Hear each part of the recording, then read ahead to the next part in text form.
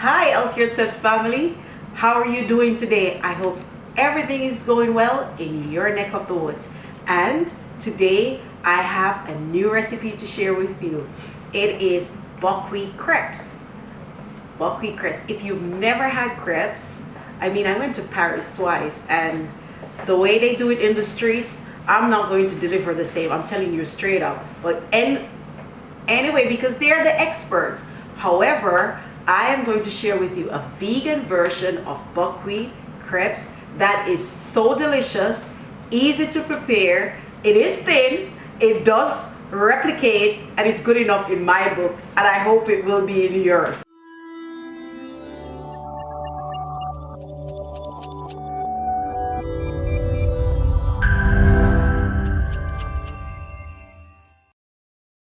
However, before we start, please subscribe to this channel if you've not subscribed before, and if you're coming to the channel for the first time, we want you to be a part of our warm and engaging family. So stay a while and become active. So we'd love for you to also share this video, tell all your friends and family about it, and hit on the notification bell so that you can be updated on all our latest recipes.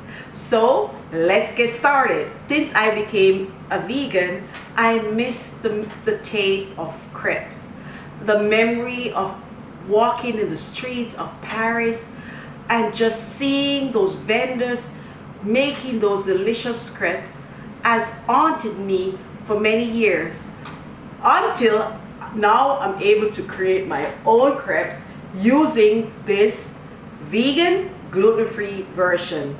Yes, the beauty about buckwheat is that it's perfect for those who are on a gluten-free diet, whether they have gluten intolerance or they suffer from celiac disease.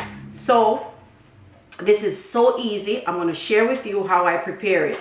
So here's your buckwheat, and I'm using buckwheat flour, and you can purchase it from the health food store, or you can just buy buckwheat groats and make it yourself. And I want for you to check out my other video, and that one is how I made buckwheat pancake, and there will be a link below for where you can purchase buckwheat online.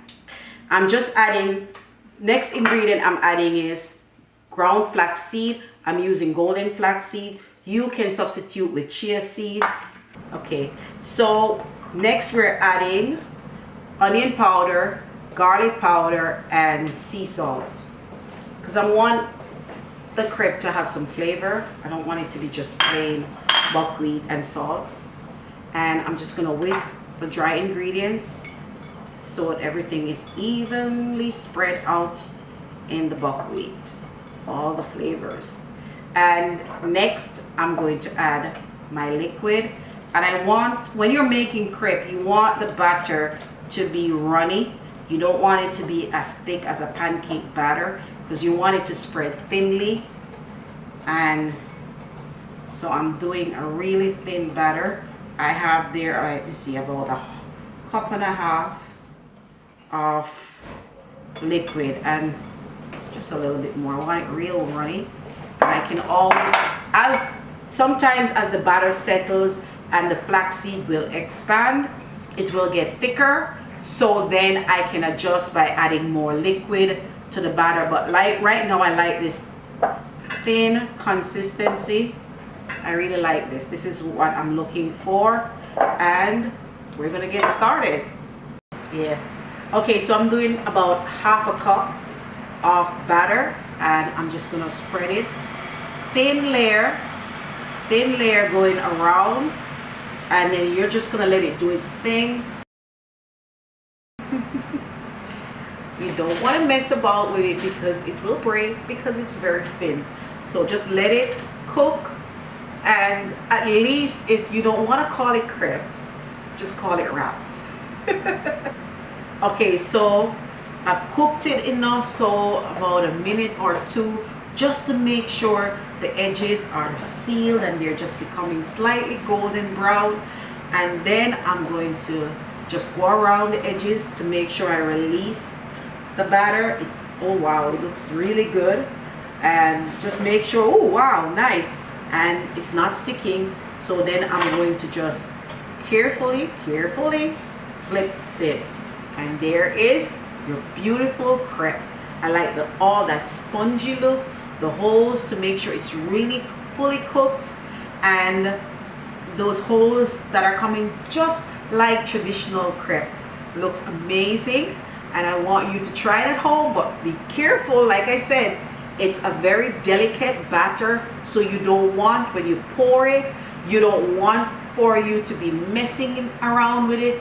Just let it do its thing. This is where patience is needed, and also you're going to make sure your batter is really on the thin side and not too thick, else it won't spread as thin as I have it here. And like I said, you can add whatever filling. If you want to have it for a sweet breakfast, you can add your peanut butter, your jelly. You can add like a cashew whipped cream and fruits, and enjoy like a blintz or blinny, like a blinny, and enjoy. Or you can add savory ingredients to it. You can add your tofu or whatever vegan meat alternative you want to add to the middle, and you just want to enjoy with your vegetables, with a salad, and just you can just go places. Or you can even add black beans with avocado on top, or some guacamole. The sky is the limit. Just go ahead and enjoy this, and make sure when you prepare it, come back and let me know how you like it. So delicious and easy to prepare buckwheat crepes. And please remember to subscribe to the channel and hit the notification bell, and we'll see you in a minute. When it's cooked, I'm going to share with you how I eat it.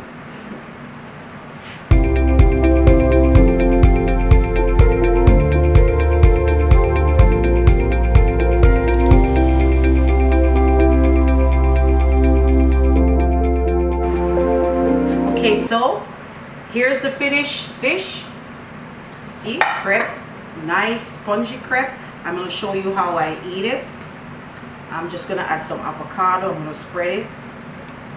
Mash some avocado. Love avocado. So it's like, we'll say vegan butter. It's going to add that creaminess to it. I'm going to add some tofu.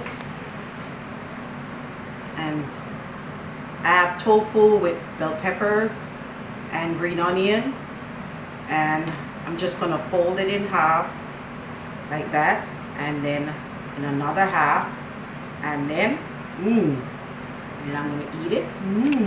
See how pretty it looks? See? I'm gonna eat it.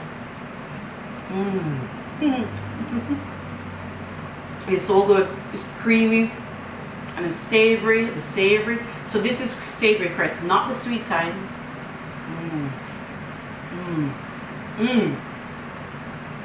It's so good, so delicious, and so flavorful.